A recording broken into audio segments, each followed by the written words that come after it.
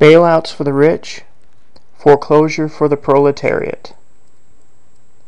We all know that Wall Street, along with several large corporations and even several rich individuals, were bailed out in our recent past, right? So instead of letting banks, corporations, and the rich go bust based on their bad decisions, our government gives them money to stay viable so they can then turn around and lay off employees and foreclose on their homes. Wouldn't it be obvious that a person or organization that knows they have no personal responsibility would act poorly again? Wouldn't a second grader know that if you reward someone for stealing your lunch money, they're likely to do it again? So it's not that our government was too stupid to know what they were doing. It's that they did it on purpose. They knew they were helping the rich and sacrificing the poor.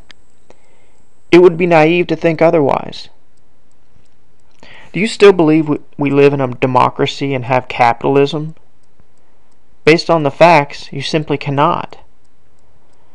Based on actual events with the bailouts, no objective person could define our government as a democracy, not when a small minority of people overrule the voting public. Nor can an objective person define our system as capitalism, when certain companies and persons are propped up with government funds. Have you asked yourself, how many people could have taken that money simply to pay their mortgage? Why no bailout for the citizens? Why do the rich merit a bailout, but it's considered wrong to simply give the same amount of money to the poor and middle class? They say that the financial world would have come to an end if we would not have enacted the bailouts.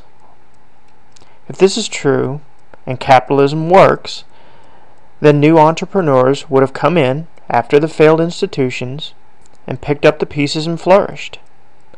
That's what competition is all about. However, a propped up and bailed out organization will never get competition.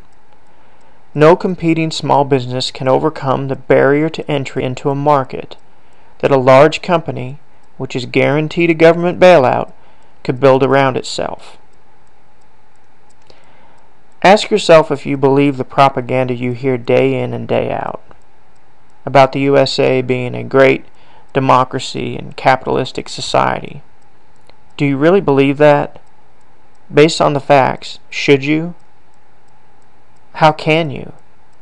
You do at your own peril.